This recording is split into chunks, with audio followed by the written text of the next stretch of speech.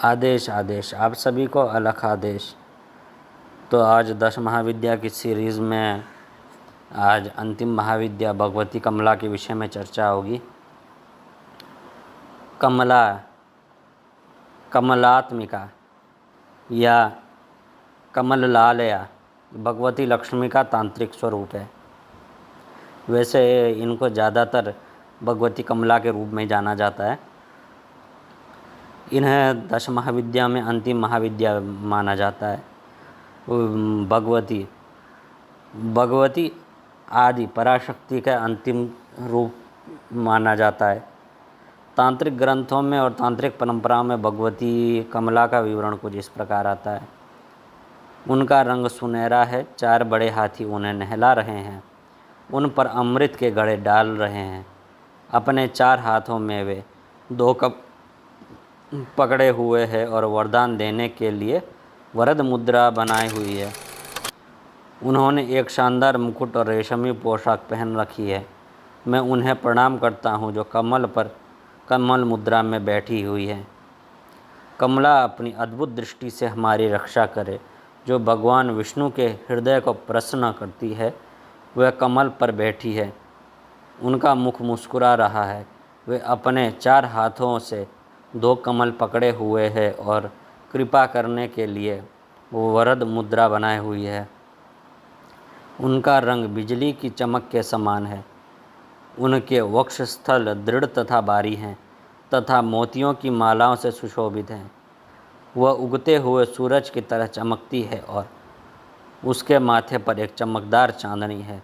वह मुकुट और रत्नों की माला से सजी हुई है।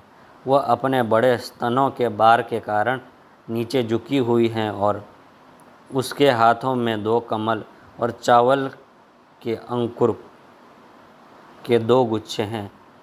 उसकी 3 कमल जैसी आँखें हैं। वह कौस्तुभ मणि पहनी है और उसका चेहरा मुस्कुराता है। कमला का हाथियों से जुड़ा होना 2 अर्थ रखता है। सबसे पहले हिंदू धर्म में बादलों को और बारिश के अग्रदूत माना जाता है। यानी कि जो बादल है उनको बारिश, जो हाथी है उसको बादल और बारिश का अग्रदूत माना जाता है। इस प्रकार प्रजनन क्षमता का संकेत देते हैं। दूसरे, वह एक शक्तिशाली प्राणी के रूप में जाने जाते हैं। यह शाही अधिकारी और देवत्व का प्रतिनिधित्व करता है। कमल के ऊपर उसका संबंध बताता है कि वह परिष्कार की एक ऐसी स्थिति में मौजूद है जो भौतिक दुनिया से परे है और फिर भी उसमें निहित है।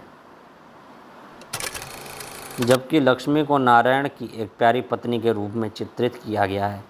अक्सर उन्हें अपनी विनम्र भूमिका में उनके पैरों की मालिश करते हुए दर्शाया गया है। कमला को उनकी भूमिका में अधिक स्वतंत्र रूप में प्रस्तुत किया गया है, जो अधिक स्पष्ट रूप से देवी के रूप में अपने कर्तव्यों का पालन करती है, जो आनंद और समृद्धि लाती है। जबकि उन्हें अभी भी विष्णु का प्रिय माना जाता है। वे उनके प्रति अपने व्यवहारिक और घरेलू दायित्वों को कम निभाती हैं। उन्हें एक अधिक भयानक देवी के रूप में भी दर्शाया गया है, जिन्हें अपने आप में माना जाना चाहिए।